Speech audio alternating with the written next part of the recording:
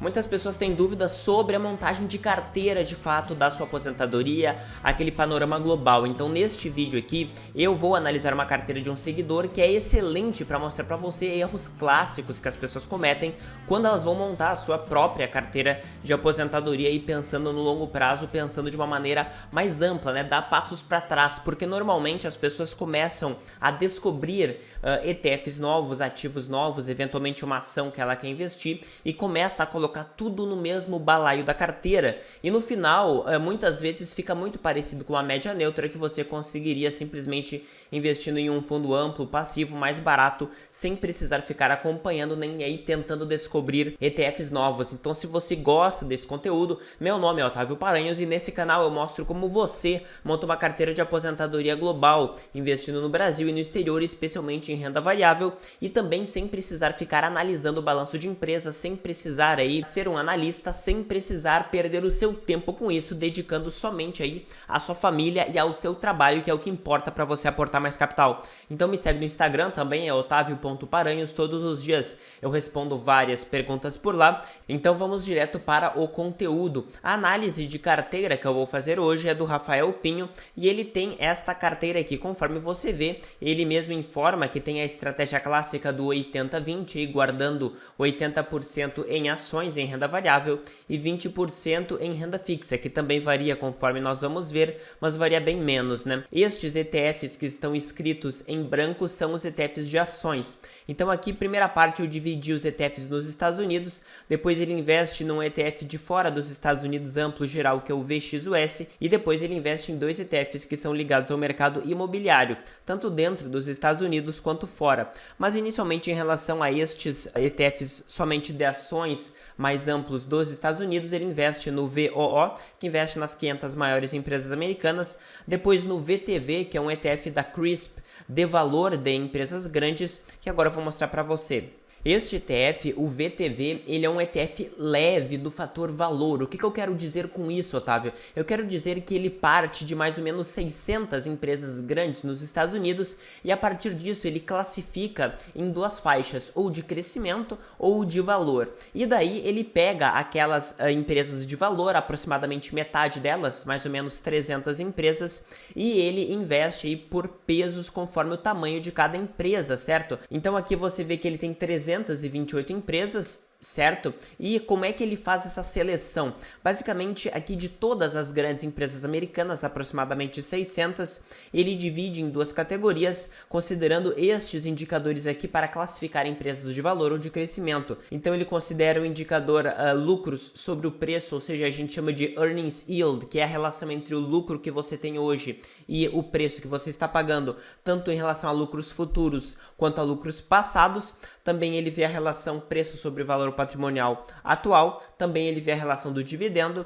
e ele também vê a relação da receita em relação ao... Então você vê que praticamente tudo são múltiplos de preço, certo?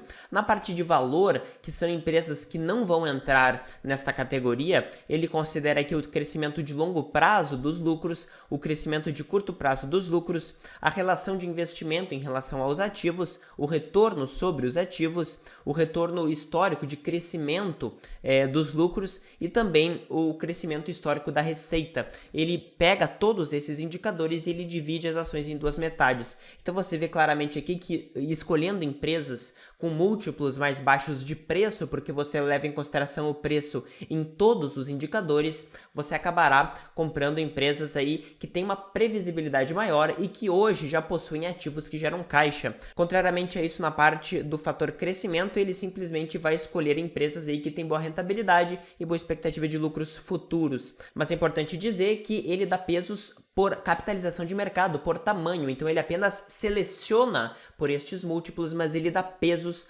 por tamanho. Então muitas vezes, conforme eu vou mostrar para você no gráfico, ele se aproxima bastante da média neutra de forma geral. Depois, quando a gente observa, ele investe no VTWO, que dentro de todo o espectro de ações americanas investe em 2.000 small caps. Como assim, Otávio? Aqui, basicamente, eu mostro para você uma imagem que distribui as empresas conforme o tamanho delas em vários índices, certo? Aqui, então, aqui nós temos os índices da CRSP, depois da S&P, depois da MSCI e da Russell. Aquele ETF que ele investe aqui, que é o VTWO, ele investe no Russell 2000. O que é isso, Otávio? Basicamente, se você pegar todas as 3.000, 4.000 empresas americanas que têm liquidez e você colocar desde a primeira, que é a maior empresa, que é a Apple, até a menor empresa lá no número 3.000, você vai ver que as maiores empresas, por exemplo aqui, utilizando como exemplo os indicadores da S&P, da Standard & Poor's, as 500 maiores, apenas as 500 maiores, ou seja, 1/6 das 3.000 maiores empresas, você vê que ele ocupa aqui 83% do mercado, porque empresas muito grandes ocupam uma fatia maior do mercado quando você considera a capitalização de mercado. Então você vê aqui que apenas muitas empresas ocupam uma fatia muito pequena do mercado. Isso acontece com a Russell. Neste caso aqui, ele investe no Russell 2000. Então são empresas aqui que começam dentro da capitalização de mercado a partir ali de uma faixa de 2 bilhões de dólares, 3 bilhões de dólares para baixo, certo? Então menores do que isso. E são muitas empresas. A Russell 2000 investe em 2.000 empresas entre o número 1.000 e o número 3.000 nesta classificação geral de empresas. Então são realmente empresas small caps, mas que não tem nenhum tipo de critério aí de seleção de valor, nem de crescimento, nem nenhum múltiplo aí para tentar fazer um filtro com as empresas. De maneira geral, ele só dá um filtro por liquidez, mas ele não dá um filtro por nenhum outro indicador, certo? Então ele basicamente quer aumentar sua exposição a small caps. Conforme a gente vê aqui depois, ele investe no QQQ, que são as 100 maiores empresas da Nasdaq, eliminando as empresas financeiras e dando limites aí para não ter uma empresa que tenha um peso muito grande. Mas de maneira geral, são as 100 maiores com pesos por tamanho. Depois ele investe neste ETF que eu queria tentar um pouco mais, que é o SCHD. O que este aqui faz, né? O nome dele engana. Muitas pessoas pensam, eu vou investir em um ETF de dividendos. No meu ponto de vista, ele é um ETF multifator, conforme nós vamos ver agora. O que o SCHD faz? Ele segue o índice Dow Jones US Dividend 100. Então, primeiro, todas as ações têm que ter liquidez, têm que ter subido seus dividendos por 10 anos, tem que ser maior do que 500 milhões de dólares, ou seja, pega muitas empresas small caps, isso está dentro do critério de seleção geral, certo? E daí o que ele faz? Ele considera todas essas empresas que tiveram crescimento de dividendos por 10 anos, o que já é um filtro bem grande, e daí ele reparte estas ações em 4 categorias para dar uma nota em cada uma dessas categorias. Então, basicamente, é o fluxo de caixa em relação ao total da dívida, o retorno sobre o patrimônio líquido, o dividendo e também o crescimento histórico dos dividendos nos últimos 5 anos, certo? Então ele vê essa taxa de crescimento. E daí ele dá uma nota conforme cada um destes critérios, ou seja, no meu ponto de vista, ele não considera apenas dividendo, ele considera a rentabilidade, ele considera baixo endividamento, então são vários fatores que colaboram aí para um critério de qualidade aí, entre aspas. Então ele dá pesos iguais para cada um destes 4 campos e seleciona as 100 maiores empresas, certo? Então no final ele tem uma tendência claramente aí a maior qualidade em empresas que aumentaram dividendos e que tiveram maior crescimento de dividendos no médio prazo aí de 5 anos na média. Então você vê que não serão empresas de altíssimo crescimento que não pagam dividendos. Então isso aqui é bem importante, são empresas mais conservadoras, muito parecido com o VTV que a gente viu antes. Depois ele investe no VXUS, que seleciona ações fora dos Estados Unidos praticamente todas, certo? Então investe em mercados emergentes e outros países desenvolvidos. Você vê que ele investe aqui em 7.361 empresas, então praticamente todo o mercado de fora dos Estados Unidos, conforme este peso aqui que você vê nas geografias. 1/4 em mercados emergentes, 38% na Europa e 28% no Pacífico, considerando ali, então, basicamente, Japão e os outros países desenvolvidos do Pacífico, como a Austrália também, certo? E aqui 6% na América do Norte, então é basicamente o Canadá. E por fim, conforme você vê, ele investe aqui em algo que é o gosto pessoal dele, que é o mercado imobiliário, né? Mas você vê que nos pesos é um peso bem significativo, né? 12,5% no VNQ e 7,5% no VNQI. Eu não sei porquê, mas você já pode imaginar que ele dá um peso bem maior para os Estados Unidos, conforme nós vamos ver em seguida, e pelo menos 20% aqui no mercado imobiliário, o que é bem significativo. Então, fazendo uma análise de fato um pouco mais profunda sobre essa carteira dele, eu queria fazer um comparativo setorial dos ETFs americanos que estão na carteira dele. Então, comparando aqui o VOO, né, que é o S&P 500, com o VTV, com o VTWO, com o QQQ e com o SCHD, que é do Dow Jones 100 Dividend, certo? Quando a gente vê aqui a parte dos setores, o que a gente observa, né? O VTV e o SCHD são ETFs mais voltados a valor, tá? O que eu quero dizer com isso? Que tem um peso bem maior na parte de financeiro, então você vê que o VTV tem 20% e o SCHD tem 26%. Existem muitas pequenas empresas financeiras que têm aí bons históricos de conservadorismo em termos financeiros e que acabam aí pagando dividendos crescentes por muito tempo. Então este ETF, SCHD, acaba dando um peso bem grande. Além disso, normalmente na parte de valor você também observa maior peso em industriais, certo? Aqui 19% no SCHD e também na parte de consumo defensivo, aqui 15% no SCHD. Então estes aqui são os principais setores do SCHD. O VTV ele é um ETF um pouco mais intermediário, mas obviamente também mais focado a valor, conforme você viu. De qualquer forma, dá um peso bem inferior em tecnologia, que são empresas que não costumam pagar tantos dividendos, que tiveram um crescimento mais acelerado de maneira geral e que têm múltiplos de preços altos, portanto não entram aqui no critério de seleção do VTV. Você vê que o QQQ, que seleciona as 100 maiores empresas da Nasdaq, normalmente são bem mais de tecnologia, aqui 44% em tecnologia, e você vê também aqui consumo cíclico, que entram empresas como a Amazon, por exemplo, entram aqui. Então a grande maioria são empresas de tecnologia. Você já pode imaginar que a soma disso aqui tudo, conforme eu vou mostrar para você em seguida, gera algo próximo ao mercado neutro. Então muitas vezes não adianta você apenas ficar colocando empresas para dentro,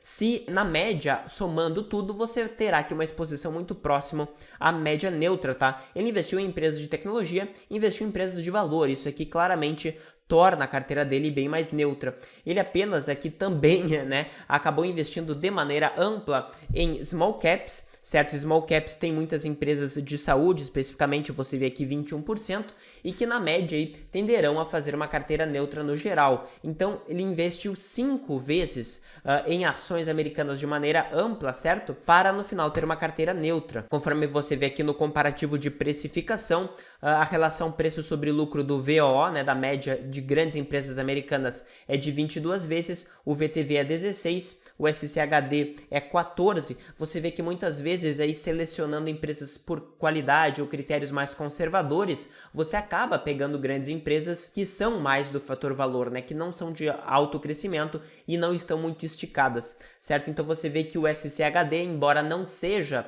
do fator valor no seu próprio nome, no seu próprio critério de seleção, não usa tantos múltiplos de preço, usa apenas o dividendo como múltiplo de preço, acaba tendo uma precificação ainda mais baixa do que o próprio VTV, que é de valor, certo?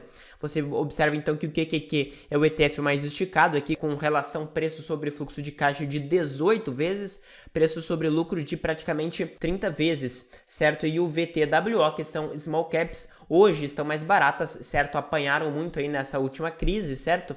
Porque tiveram menos acesso a crédito por diversos outros motivos também. Hoje estão com um múltiplo mais descontado. Então, quando você investe num ETF mais amplo do mercado americano, como o S&P 500, como o VOO, você acaba, sim, investindo em empresas mais caras, bem mais caras do que as grandes clássicas americanas aí, mais ligadas ao fator valor. Quando você observa a precificação e outros indicadores, eu peguei aqui para mostrar para você a relação de retorno sobre os ativos e retorno sobre o patrimônio líquido. Você observa que o QQQ tem ótimos indicadores de rentabilidade, mas cobra um alto preço por isso, certo? E normalmente tem empresas muito grandes aqui. Na média são empresas de 332 bilhões de dólares. O SCHD tem empresas na média de 48 bilhões e o VTV é um pouco mais intermediário aí, 93 bilhões. O VTWO, conforme eu havia falado para vocês, é de small caps, portanto empresas realmente bem menores, né? 2 bilhões e meio de dólares. Eu também gostaria de mostrar para você um diagrama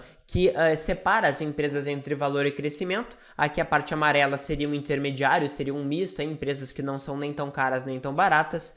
e também dividindo entre empresas grandes, médias e pequenas, o que a gente chama de style, né, comparativo por estilo. Fazendo isso, você vê que o VO não investe nada em empresas pequenas por definição, e ele é relativamente neutro aqui nessa parte superior em termos de valor e crescimento, mas ele dá sim um peso maior para empresas de crescimento hoje, certo? Elas cresceram muito nos últimos anos, aumentando o seu tamanho e aumentando aí o peso que é dado em um ETF como o S&P 500. O VTV, por definição, ele é mais de valor, então investe mais em empresas grandes de valor. O VTWO, ele é neutro e somente em small caps. O QQQ é o contrário aí do VTV, investe só em empresas grandes de crescimento de maneira geral. E o SCHD, novamente, dando mais peso para dividendos e para empresas que crescem dividendos, seleciona empresas com maior exposição ao fator valor. Na média, então, empresas maiores. Comparando então a parte setorial da carteira dele, comparando a carteira atual com a média neutra mundial, por exemplo, que eu coloquei ao lado aqui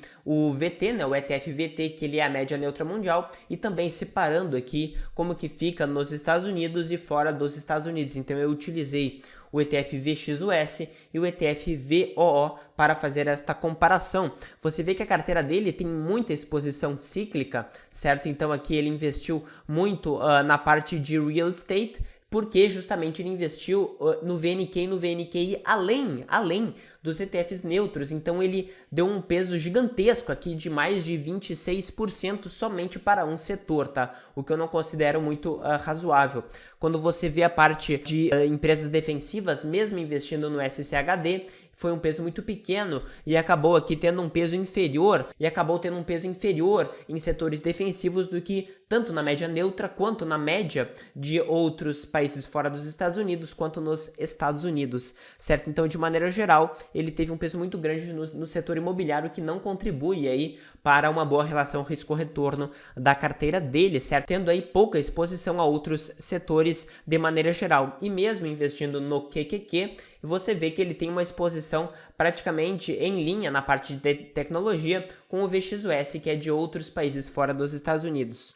Quando a gente observa a parte de precificação, a carteira dele acaba tendo aqui uma precificação muito parecida com o que você observa com a média mundial, com o VT, certo?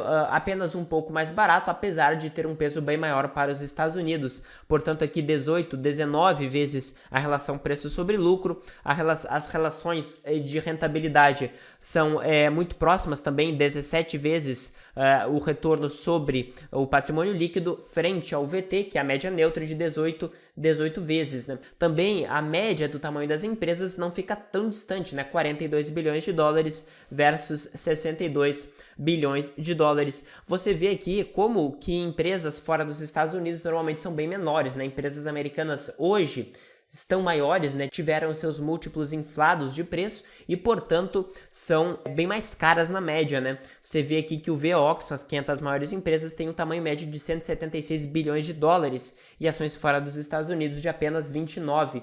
Conforme você vê que a exposição regional, a carteira dele tem um peso altíssimo nos Estados Unidos, 81% na América do Norte. Isso aqui, claramente, no meu ponto de vista, não faz muito sentido, certo? Então, aqui a exposição fora dos Estados Unidos é aquela exposição que eu já havia mostrado para você no site do VXUS. Conforme você vê aqui a exposição por estilo, como é que ficou a carteira dele no final, não é verdade? No final, a carteira dele ficou praticamente neutra. Você vê aqui, ó, 28% em empresas grandes, mescladas aí entre valor e crescimento, muito bem dividido aqui entre valor e crescimento. No meu ponto de vista, não é exatamente isso que ele queria, afinal ele investiu em VTV, ele investiu em SCHD, que é de dividendos aí mais focado na parte de valor, e também ele não deu um peso significativo na parte de small caps. Comparando com o VT, certo, que é a média neutra global, você vê que ele ficou realmente bem parecido. O VT tem apenas um pouco menos de exposição a mid caps e de exposição a small caps, certo? Mas você vê que ele fez toda aquela mistura para chegar em algo muito próximo da média neutra, tanto em relação à exposição por tamanhos, quanto em exposição à rentabilidade, à precificação que nós já vimos antes. Comparando então aqui a carteira atual dele, no meu ponto de vista, ele tentou aplicar um gosto pessoal aí no setor imobiliário, ele queria ter uma tendência leve ao fator valor, porque ele investiu no VTV e investiu também no SCHD, aparentemente aqui por se sentir confortável com dividendos, mas no final, somando tudo, ficou muito próximo à média neutra, certo? As possibilidades, no meu ponto de vista, que ele poderia melhorar a carteira são, então, um aumento do fator tamanho, afinal você vê aqui que ele continua com uma exposição bem pequena ao fator tamanho, também aumentar o fator valor, porque no meu ponto de vista ele queria fazer isso, certo, através do VTV, e também uma maior diversidade geográfica, no meu ponto de vista é necessário, mesmo que ele já invista no Brasil, por exemplo, é importante também que ele invista em outras partes do mundo e não aí mais de 80% na América do Norte. Então, uma ideia, uma carteira hipotética para ele seria substituir praticamente todos os grandes ETFs aqui por apenas o SCHD, que tem bons critérios no meu ponto de vista de qualidade, que ele já selecionou, eu vou manter. E também selecionar o IVOV, que investe em empresas médias, ou seja, aumenta o fator tamanho da carteira dele com exposição ao fator valor em conjunto, certo? Então o fator tamanho, ele funciona quando ele é misturado com outros fatores, certo? Então você observa que eu coloquei aqui 20%, simplifiquei a carteira dele, aumentei bastante a exposição no VXUS, coloquei 40% e reduzi a exposição ao mercado imobiliário, que eu mantive porque ele aparentemente gosta do mercado imobiliário. Não faz muito sentido no meu ponto de vista ter uma exposição específica a um setor, mas tudo bem, certo? Como é que fica então no total a carteira atual comparando com esta carteira hipotética, né? Basicamente você vê que ele teria uma exposição bem maior aqui a empresas menores, principalmente mid-caps, e principalmente mais nesse lado da esquerda, ele aumentaria a exposição dele ao fator valor, aumentando a expectativa de retorno, porque na média empresas mais baratas do que a média do fator valor tendem a superar as expectativas e a gerar retornos acima da média do mercado, o que não acontece com empresas de crescimento como o QQQ, como muitos ETFs temáticos que aparecem hoje de empresas de tecnologia, que podem gerar bom crescimento de receita, de lucros, mas isso não basta se o preço for elevado demais. Você pode ter um péssimo retorno se você comprar uma ótima empresa a um valor muito elevado. Então, de maneira geral, comparando a carteira atual com a carteira hipotética e com o VT também, para você ter uma noção do que seria a média neutra, a carteira dele ficaria ainda mais barata, certo? Perderia um pouco, obviamente, na parte de rentabilidade, mas você estaria exposto aos fatores que no longo prazo performam melhor. Também você vê que na média as ações teriam um tamanho bem menor de apenas 21 bilhões de dólares, mas não dá para se enganar, né, pessoal? 21 bilhões de dólares são mais de 100 bilhões de reais, portanto, comparando no Brasil, são empresas realmente muito, muito grandes. Passando por fim para a carteira de renda fixa dele, também é possível fazer um diagrama aqui, comparando a exposição a títulos de renda fixa de curto prazo, médio prazo ou longo prazo. Curto prazo são títulos pouco voláteis, médio prazos com uma volatilidade média e de longo prazos muito sensíveis aí a variações das taxas de juros. E alta qualidade de crédito, média qualidade de crédito e baixa qualidade de crédito. Ele basicamente só investiu em títulos públicos americanos que têm altíssima qualidade de crédito, certo? E que na média ele deu um peso de metade da carteira dele de renda fixa para isso, certo? Então ele quer claramente aí se proteger de alguma crise. Conforme você vê aqui no gráfico, eu coloquei aqui a linha roxa é o VGLT, que investe em títulos públicos americanos de longo prazo, acima de 20 anos, comparando com a linha azul, que são ações americanas, que é o S&P 500 neste período da crise. Você vê que títulos americanos têm uma correlação negativa com as ações, portanto, sobem quando as ações caem. E você vê que os títulos públicos intermediários, como o VGIT, que é de prazos intermediários, e o VGSH, que é de prazos curtos, praticamente não teve uma diferença tão grande assim, não teve uma variação positiva tão grande, eles meio que permaneceram em linha reta, mas eles não caíram na crise, eles subiram na realidade aqui aproximadamente 3 e 7%, mas você vê que nem sempre a renda fixa lhe preserva. Aqui eu dei o exemplo da linha verde, que é o EMB, que investe em títulos públicos de mercados emergentes, que também tiveram uma queda e um risco maior, bem maior, durante a grande crise agora deste ano passado, e que caíram bastante, praticamente tanto quanto ações. Então, se você quer proteção de fato em crises, somente em crises, faz mais sentido você investir em títulos públicos americanos de longo prazo, como o VGLT, ou também existe o TLT. Mas no longo prazo, ativos como EMB, que é de títulos públicos de mercados emergentes, tendem a performar melhor porque eles pagam maiores juros, certo? Então, um resumo dessa análise de carteira seria simplificar a carteira. No meu ponto de vista, os ETFs individualmente eles já são muito diversificados, existem centenas de ações dentro de cada um deles, certo? Então, eles por si só já poderiam ser uma ótima carteira e você precisa definir o foco da sua carteira, né? Você viu que ele investiu em ações de tecnologia, de dividendos, de valor, pequenas, grandes, e no final ficou tudo muito próximo da média neutra. Tudo bem ele ter uma alocação aí para gosto pessoal, mas não extrapole, né? Não desvirtue muito a sua carteira em relação ao que já foi comprovado na média histórica, né? Em termos aí de rentabilidade acima da média. Investir mais em VNQ e mais em VNQI não melhora a sua relação de risco-retorno, investir mais no setor imobiliário, certo? E você tem que entender de fato a sua necessidade de renda fixa. Ok, que você quer eventualmente reduzir a volatilidade da sua carteira, mas se você está aí há mais de 15 anos, mais de 20 anos até o seu usufruto, até a sua aposentadoria, no meu ponto de vista, não faz muito sentido você ter 20% em renda fixa. Isso será uma âncora na sua rentabilidade, principalmente considerando que hoje as taxas de juros nos Estados Unidos e nos países desenvolvidos de maneira geral estão muito baixas, muito baixas. É muito pouco provável que elas fiquem caindo abaixo de zero aí de uma maneira constante. Então é muito provável que você tenha uma péssima rentabilidade segurando títulos públicos de países desenvolvidos de maneira geral. Você tende a se proteger, mas não tende a aumentar a sua rentabilidade. Tende a ser uma âncora na sua rentabilidade, certo? Então, no meu ponto de vista, é isso que faria sentido para a carteira dele. Então, esse é o conteúdo que eu gostaria de passar para vocês. Falem para os seus colegas, enfim, para os seus amigos que investem de maneira geral para a aposentadoria, para dar um passo para trás, né? E assim, francamente, ficar analisando a ação individual, ficar lendo o relatório, não agrega tanto quanto você ter de fato uma noção mais ampla a o que você está exposto, quais as geografias, quais os tipos de empresas, quais os fatores, porque isso de fato é o que vai modificar a relação de risco-retorno da sua carteira e muitas vezes aumentar o número de ETFs, aumentar o número de ativos, ficar investindo em tudo que aparece na sua frente não melhora a sua rentabilidade, não reduz os seus riscos, certo? Então assim, considere isso. Então coloque aqui nos comentários a sua carteira para eu eventualmente considerar para uma próxima análise se você tiver interesse. Então dá um like no vídeo se você gostou desse conteúdo para espalhar para mais pessoas, se inscreve no canal e ativa as notificações para você não perder nada que eu coloco aqui. Valeu!